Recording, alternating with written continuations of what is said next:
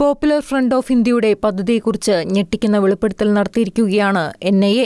ഇന്ത്യയെ ഇസ്ലാമിക രാഷ്ട്രമാക്കി മാറ്റുക എന്നതാണ് പോപ്പുലർ ഫ്രണ്ട് ഓഫ് ഇന്ത്യയുടെ ലക്ഷ്യമെന്നും ഇന്ത്യയുടെ ഐക്യത്തിനും അഖണ്ഡതയ്ക്കും ഏറ്റവും വലിയ ഭീഷണിയാണ് PFI എന്നും NIA പറഞ്ഞു. പോപ്പുലർ ഫ്രണ്ട് നേതൃത്വത്തിനെതിരായ കേസ് പരിഗണിക്കുന്ന ഡൽഹി പാട്യാല ഹൌസ് കോടതിയിലാണ് NIA ഇക്കാര്യം വ്യക്തമാക്കിയത്.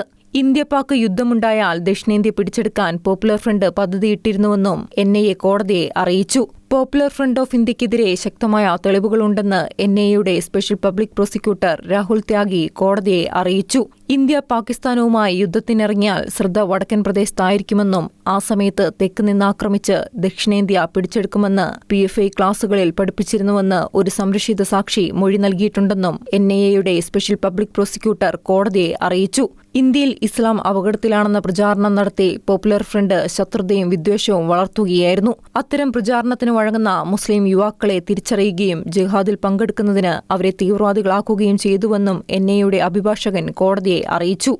ISൽ ചേരാനും ഇന്ത്യയിൽ ഖിലാഫത്തും ശരീഅത്ത് നിയമവും സ്ഥാപിക്കാനും PFI അംഗങ്ങളെ പ്രേരിപ്പിച്ചുവെന്നും NIA അഭിഭാഷകർ ചൂണ്ടിക്കാട്ടി. കേന്ദ്ര ആഭ്യന്തര മന്ത്രാലയത്തിന്റെ ഔദ്യോഗിക രേഖകൾ പ്രകാരം ബോംബ് നിർമ്മാണം, ഇന്ത്യയെ ഇസ്ലാമിക രാഷ്ട്രമാക്കി മാറ്റുന്നതിനെക്കുറിച്ചുള്ള വസ്തുക്കളടങ്ങിയ രേഖകൾ, കയ്യിൽ പിടിക്കാവുന്ന മറൈൻ റേഡിയോ സെറ്റുകൾ, IS അനുകൂല വീഡിയോകളുള്ള പെൻഡ്രൈവുകൾ, വെടിമരുന്ന്, ആയുധങ്ങൾ എന്നിവ പോപ്പുലർ ഫ്രണ്ട് പ്രവർത്തകരിൽ നിന്ന് കണ്ടെടുത്തിട്ടുണ്ട്.